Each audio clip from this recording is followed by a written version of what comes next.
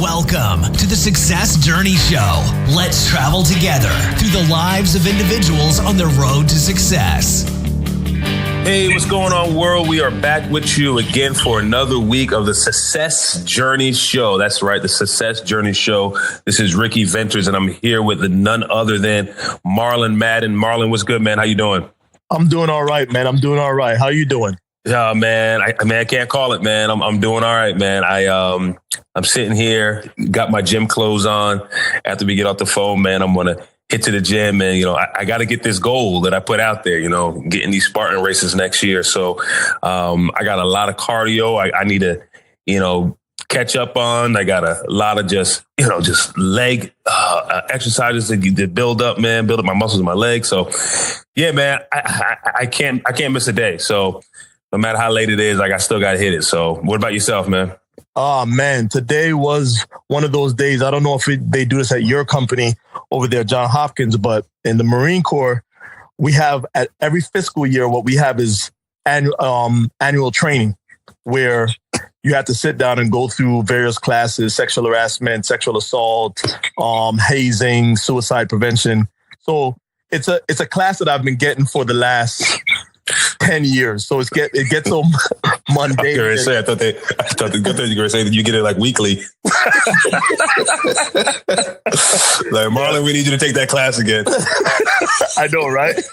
So I could almost give the class because the slides never change. So I'm just sitting through the class like, oh my gosh, man, this is painful. But I mean, now answer this question, man. Are you the only one that's a repeat in this class? I don't know what you're trying to say, but no. Oh man, you're crazy. You're crazy. Nah, I hear you, man. Now they do the same thing on our end, bro. We had to do one, and it was only one, but we had to do it was a 3-hour joint and torture. Yeah, it's torture. But it's needed, man. Everything that's going on in the world, man, it is needed, and I see why organizations are trying to protect themselves and make sure that they mitigate a lot of the risk, and it's really expose people to what violations and stuff that are out there, harassments or sexual harassment, whether it be sexual harassment or whatever other forms of harassment that people are facing and people don't want to speak up about.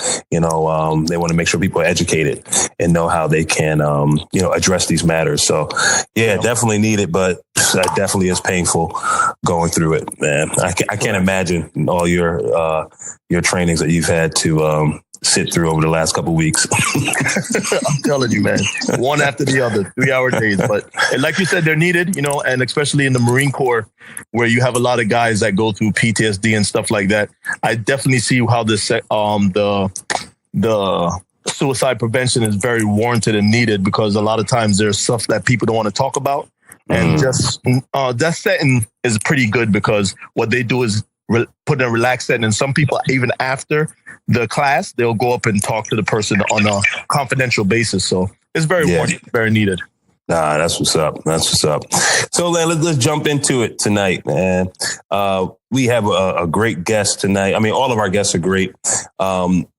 With this guest that we have on tonight, we actually spent some time, a few years together working early in our careers in the engineering world. Both have the same engineering background, and we have none other than Ryan O'Connor tonight. Ryan, are you here with us? I'm here, guys. How you doing? Doing all right, man. Doing great. That's great.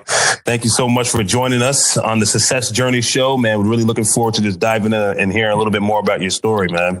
Absolutely, and I sympathize for your training, and they're wonderful. People in New York State are rolling out all sorts of new stuff. So we've been having to go through that stuff lately too.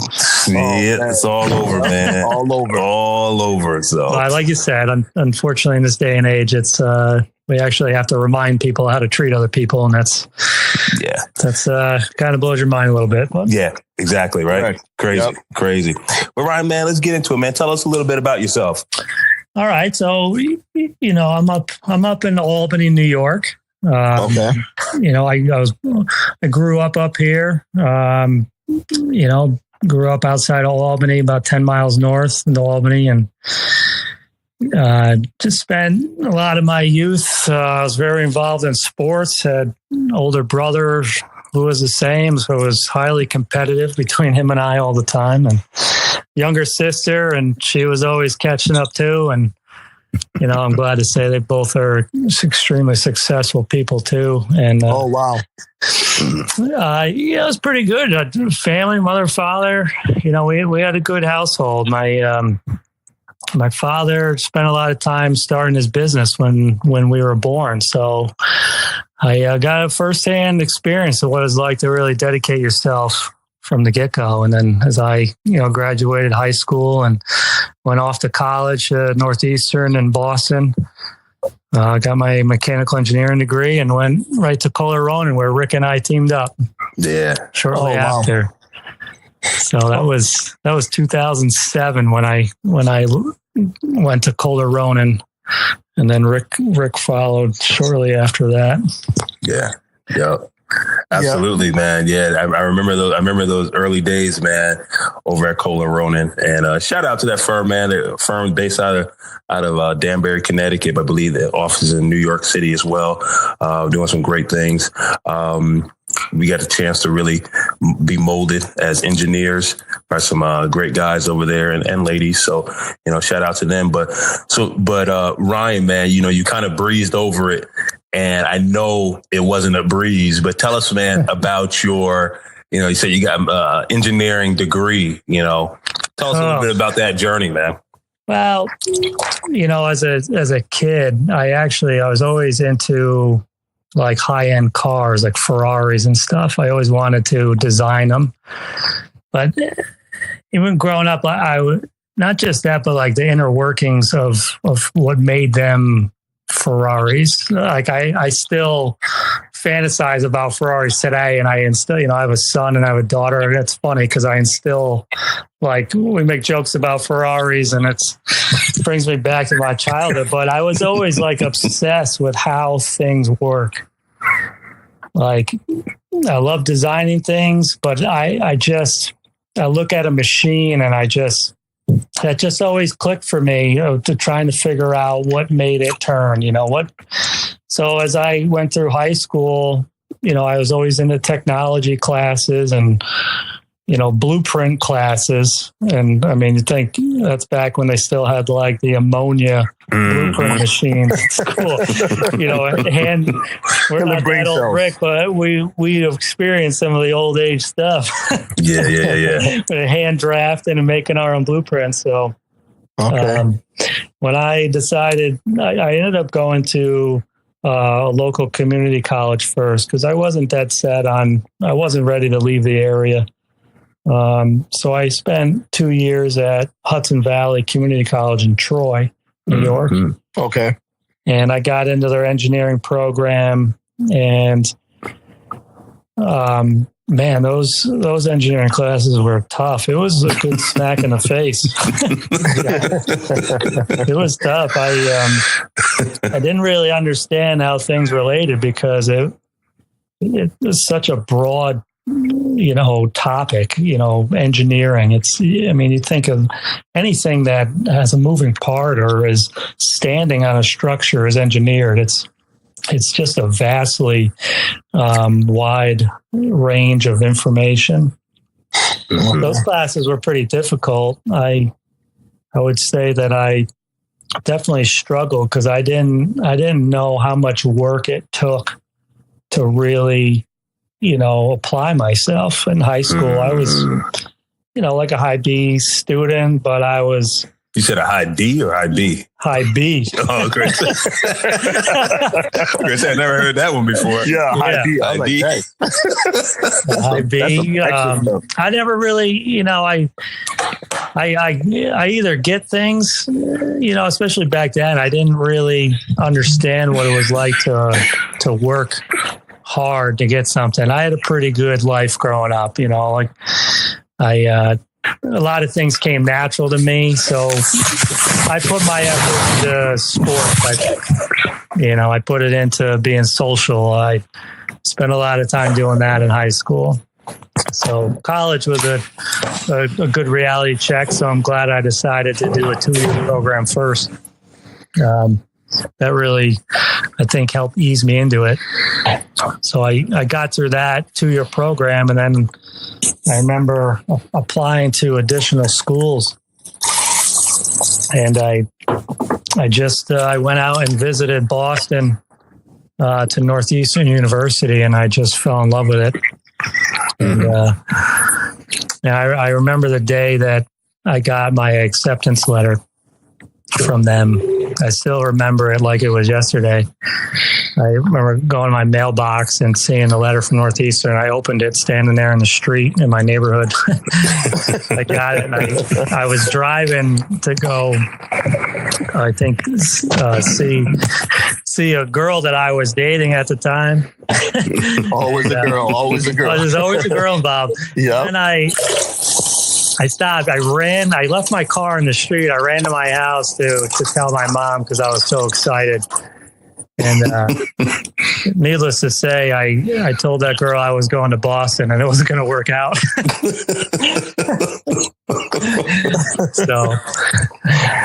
But going from community college to a big, university like Northeastern was a big step. I had never left home, and that was a big challenge. I definitely had a lot of struggles there, but I embraced the independence. I didn't seem to have an issue with that, but definitely got a little homesick. But I think that helped me focus in on my studying, and I really, as I started to apply myself in school, I literally fell in love with the library, to be honest with you. You understand, wow. You get to a point where it's like, you got to take this serious because you're getting close to getting out of school. And the great thing that I loved about Northeastern was they gave you the opportunity to, do internships, and it was required as part of your degree. So, it's a 4-year degree is actually a 5-year degree at Northeastern because they require you to do 6-month internships. Okay. Mm-hmm. So I got exposed to consulting, what Rick and I did, HVAC design, my 3rd year in college. So, which was interesting because that's actually the business that my father is. He's a mechanical contractor. So he does, commercial HVAC, plumbing, all that, hotels, retail stores, schools, things like that. Mm. And that's the business I'm in now. But I didn't even know that mechanical engineering related to that until that point. Wow. Yeah, it took 3 years of school just to get to the point of realizing what my father was doing. I guess I didn't really learn anything when he gave me a broom on the summers and told me to keep the shop. I'd clean it on the weekends for $20. No, you need to spend $100,000 in order to figure out what he did. Right. Thank you for listening to the Success Journey Show. Please follow us on our social media on YouTube, Instagram, and Facebook at The Success Journey Show. Also, check out our website at thesuccessjourneyshow.com. Thank you for listening and enjoy the rest of the show. So I got the opportunity to get exposed to, at least a couple different mechanical engineering positions during school. And that's what I really loved about Northeastern. So I got a good sales pitch in there for them. They better give you some money. They still call, which is, I'm like, listen, I already gave you over $100,000. You need to it was 11 years ago. Leave me alone, please. I paid my dues. Oh man. Hey Ryan, would you say that because you're exposed to your dad and having a business, even though you said you didn't know exactly what he did, or you didn't understand the concept of what he was doing until later on, would you say that because of him owning a business and you going to school, you had a different mindset than the other kids that were there? Absolutely. For me, I think, when I was a young teenager, I think some of it transitioned to, an ego. so to speak. So, I definitely, I think, tried to act like that. But as I got older, I really appreciated it because I got a firsthand look on success. I mean, Oh, wow. my father's had, I mean, still runs it today. He's my boss today. You know, he's Still paying you $20? It feels like it. But I mean, so he started his business in 1980. Oh, wow. I was born in 84. So my whole life, I've seen him grow his business. And I mean, the contracting business is cutthroat, and his doors have always been open, and it's amazing. Obviously now, as at my age now and what I've been through and working directly with him, I appreciate that more than anything. But thinking back to when I was a teenager, when I was in high school, I took a lot of pride in the fact of who my father was. I always had a tremendous amount of pride for his business. And I wanted to represent myself well. And as I went through college, you know, it got to a point when I left the Albany area and went to Boston. I don't know if it was a conscious decision at the time, but you know, you obviously naturally get separated from some people you grew up with. And what I noticed when I came back into town is that I wasn't surrounding myself with people that weren't on the same path as me. I started to pick up friends that were in similar situations, like, you know, they were in school, they were, you know, maybe they were a little bit older, but they already had a job or a career path. And I really started to surround myself with people that were going in the same direction as me. Okay. And my sister can attest because I started to ride her about who she was hanging out with. For real. I'm like, Kayla, you got to understand that, you know, you're going out with these people. They don't seem like they're going anywhere. You know, I just want you, you know, to keep an eye on that, because I think, you know, I think it's true what they say, you're as good as the company you keep. But Correct. You know, as we can all understand now at our age, we, you know, people, your peers really uplift you. When you surround yourself with good people, good peers, it's almost like you as a group work together to succeed. So it's like my group of friends got smaller, but I got immensely closer with them. And we bonded in the fact that we were all trying to be successful. Okay. Yeah. And that was going through college. So I was, 18, 19, 20. Those are, I mean, listen, we all had our fun in college, but I mean, we took it serious. I think we were responsible enough to, we did silly things, but you never looked at a situation and if it was wrong, you knew it was wrong. I mean, yes. I was lucky to be raised and taught what was right or wrong. But even being around similar like-minded people, you wouldn't let somebody throw away what they had built because you could imagine what that would do to yourself. So I felt that was a really important bond, with my friends that I made. And, I know it hurt some feelings of other people, but it was what was best for me at the time. And I still talk to those same friends. They're some of my closest friends today. And, we still keep an eye on each other. And I think about when I, build relationships even today, I look for the same qualities. I want to be surrounded with people that want to be successful or that are successful. And it's contagious. Oh man. Yeah. So Ryan, if I'm hearing you correct, you'd say that an advice that you would give people is that if they want to be successful, they should hang around people that are successful or that are going the same direction as them, correct? Yeah, absolutely. I think that's a huge part of growing up, especially when you're on your own. I'm a social person. I like to be around people.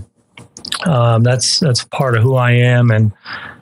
And, you know, you want to spend your time with people that are positive, that are going to support you, but also help guide you and give you, you know, some real feedback on where you're at. If you're being a knucklehead, they're going to tell you. But also when you're doing something good, they're going to be right there and say, man, that's awesome. Because that positive reinforcement is huge. And how instrumental is, you know, your team, your core group of people when you're going through setbacks or adversities or, you know, there's rough times along the journey? It's big. There's definitely been rough times. That's a part of life that we all go through to different magnitudes. You know, it's to have somebody that you can talk to that may be in the same situation as you. It helps immensely with problem solving. Like I don't,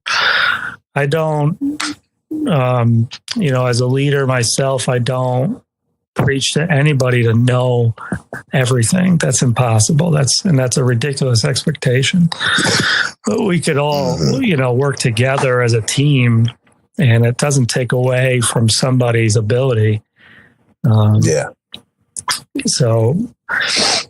Absolutely. Now, man, what you're saying is critical because, I mean, one aspect that you're really bringing out is that team structure, having that support to lean on, not just to lean on, but just to motivate you and inspire you. You mentioned that you're a people person, and understanding and being able to identify who you are also kind of gives a little light as to what your kind of your biggest motivating, or your biggest your ways of influencing yourself. So if you're a people person, then being around a lot of positive people is going to kind of motivate you or inspire you more. If you're a person that's more to yourself, then you may have a little bit more intrinsic motivation. It all varies for different types of people, but it's a matter of knowing who you are and how you are best able to push yourself from one level to the next, man. So hearing you say this, you know, surrounding yourself with the right people, you know, there is a quote that says, and I forgot who said it, but you are the average of the 5 people that surround you. And that's critical, man. Because if you look at your closest 5 people that are with you every day, you kind of see who you are through the way they act, the way they talk, the way they think. And the power in that is that if you look at those 5 people that are around you, you say to yourself, okay, and maybe this is not the 5 that they're not who I really want to be. So let me go find a new 5. Yeah. You know, right. You know, I remember that old T-Mobile commercial back in the day when it was like your fave 5. Yeah. And he had all the NBA stars, you know, going around promoting that horrible T-Mobile plan. But sounds personal, Rick. I know, man. Oh my gosh. But that's what it is, man. You know, who's your fave 5? You know, who are you surrounding yourself with day and night? Because that's going to determine, you know, who you're going to be as a person. Yeah, and it's so important, you know, personalities. Like what I do now, you know, I oversee, you know, 50 construction workers. Oh, wow. And, you know, then I also handle, so my position right now is I'm the vice president of the contracting business, which is Alltek Energy Systems in the Albany market. And what I work most on is developing the culture of the business. And part of that culture is me as in a position of a leader right now is really understanding different personalities. There's no, like me being an engineer, I could look at something and there's 6 different ways to do the same thing and get the same result. So there's no right personality. There's no wrong personality. You could be successful with who you are, but I think it's important to know what makes you tick. But I do think regardless, you know, associating yourself with positive people is very important, especially when you're struggling, because those are the times where you really start to beat yourself up. And you really need people to be alone. It's really hard to go through life alone. It's very difficult. Correct. No man's an island. Yeah, absolutely. Hey, so go ahead, Marlon. Yeah. It's funny enough, what you're talking about, Ryan, is exactly one of the factors we're talking about today in that training. And it's what we call the Marine Corps is the climate, like a climate. When you set a climate as a leader, there's a lot of things that work from the bottom up, and they work. Your workers work. Then they come to you and say, "Hey, this is what's going on," and so forth. But to set the climate, the leader needs to be the person that's saying, "Hey, this is how this operation is going to work. This is the values that we have here in our company, and we want everybody to adhere to these values and characteristics and traits and stuff like that." So it's so funny that you're repeating the exact same thing that we're sitting down listening to today. Yeah, that's, it's amazing. That's you'd think that there's some like rocket science answer to, workflow or production. It's not, it's human nature. It's interaction between people. It's making a connection, and when you get into the hierarchy of a business, people need to be held accountable and jobs need to get done. And that doesn't take away from day-to-day stuff. But if you can make that connection with somebody and bring out the best in them, then it makes holding people accountable so much easier, in my opinion. Okay. Hey, Ryan, one more question right before you go ahead. Being that you worked for somebody, meaning you worked for a company, and now you're working for your dad, which you guys have a company together. What's the difference that you notice from the two? Actually, so my professional experience is really Kohler Ronan and now Alltek. Okay.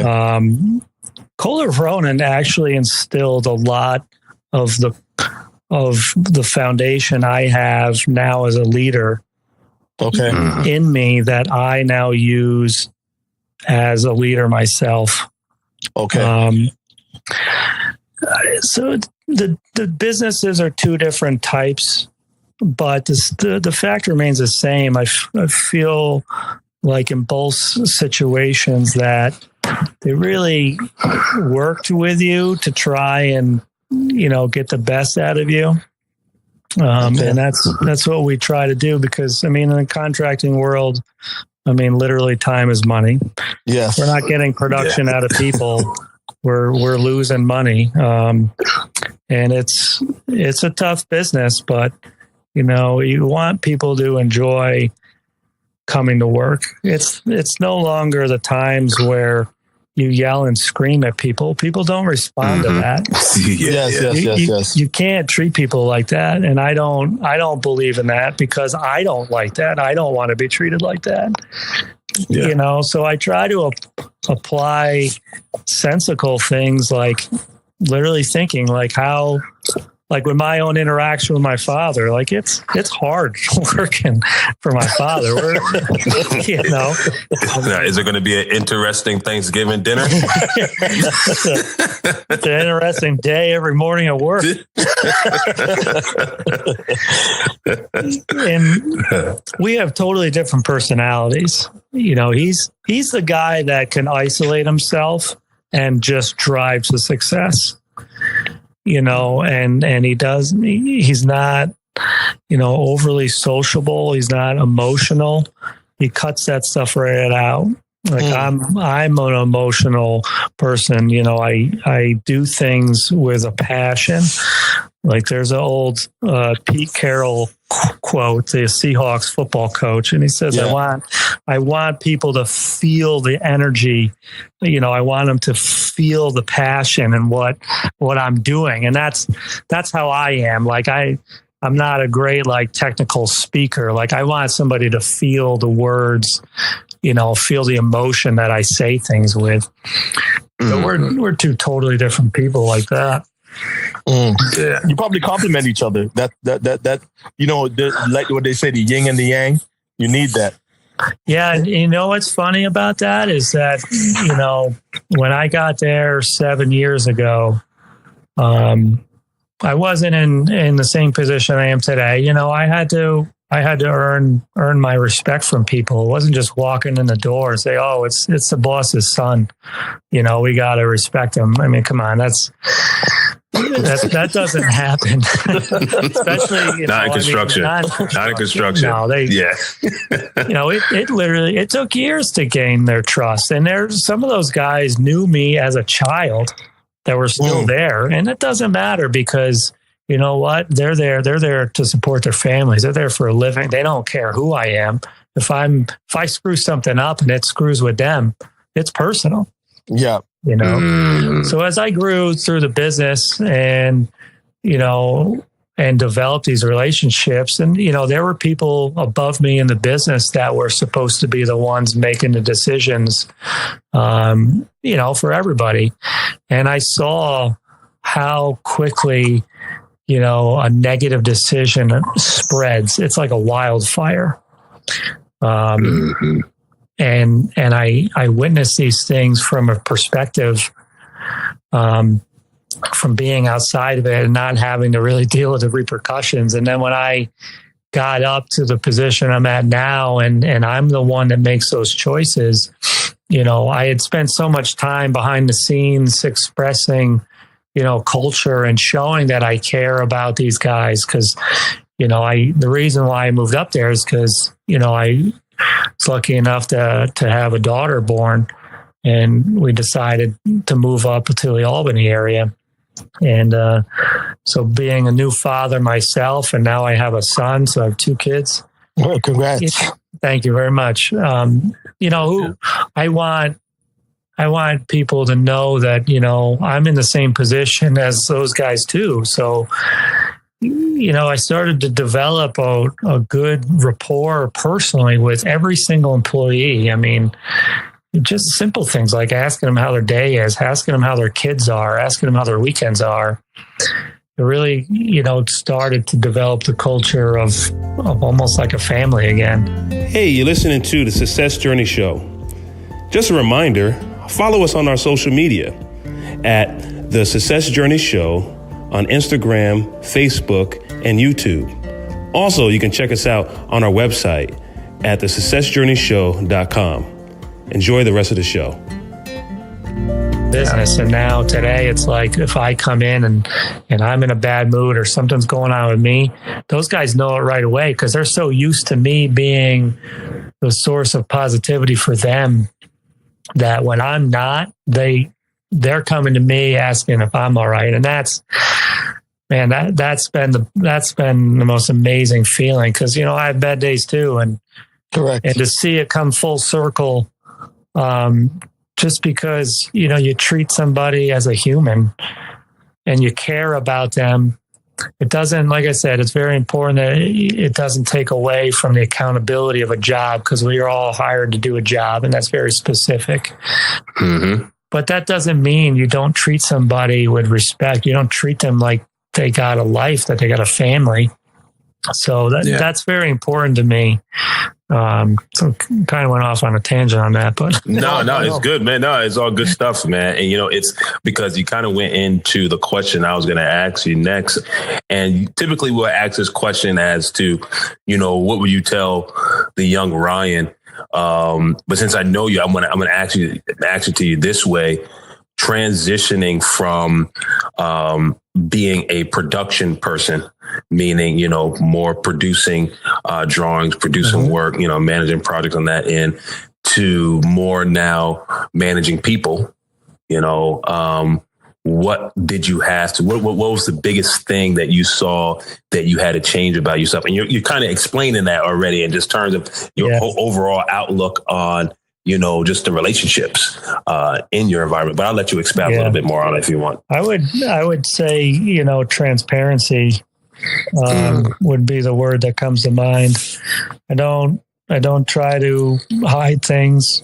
You know, I mean, life isn't an open book at work, but you know, I'm a father. I'm trying to support 2 kids as well, just like any of the other people at work. I mean, the women at work, the men at work, we're all there for a common goal, and it's to support our lives. So I would say, that being transparent and being open allowed myself to relate with people on a different level.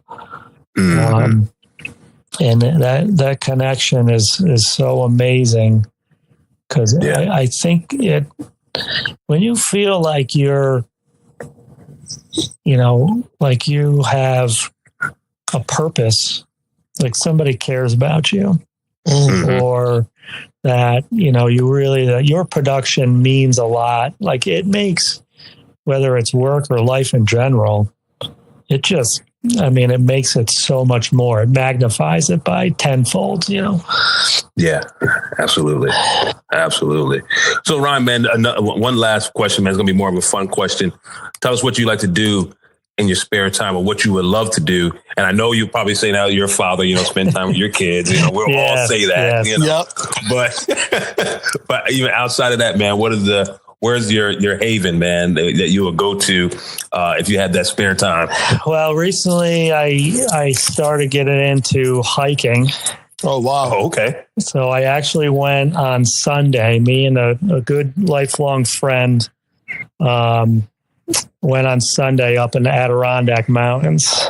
Oh yeah, that's real hiking. It was real hiking.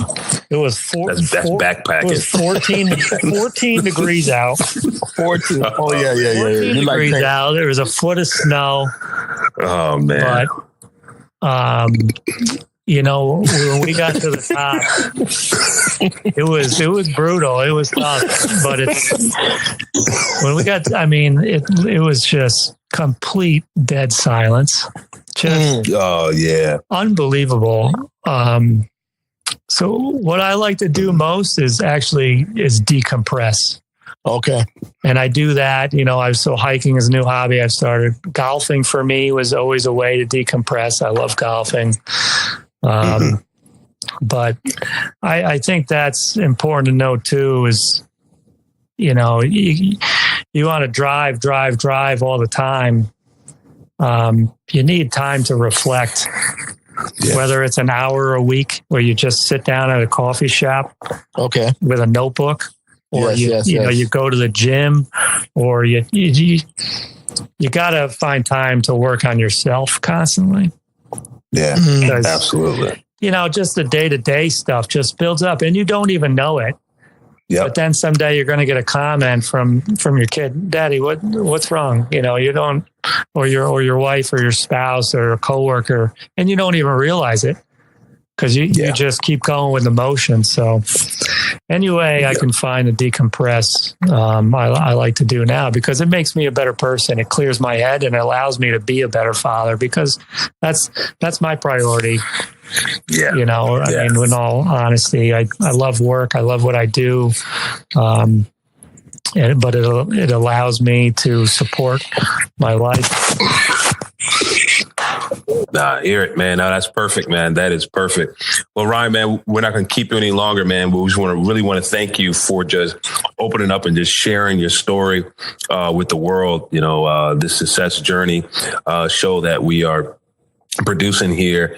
Our number one aim is to just share the journey, aspect of success. Everyone sees a person driving in the Bentley, or has a great big house, or Ferrari, or Ferrari,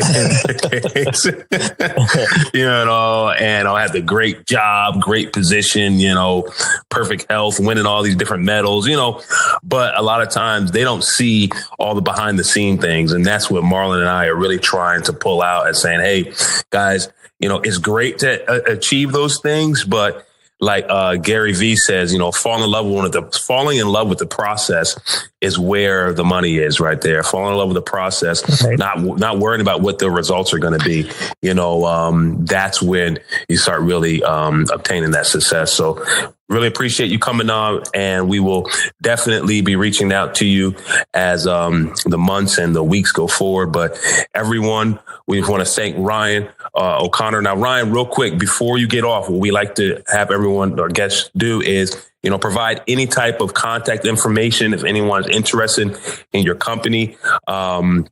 Or you personally, whatever you want to share, go ahead and share that with us now so they can reach out to you. Yeah, absolutely. And I just want to say before I give my contact information, I love what you guys are doing.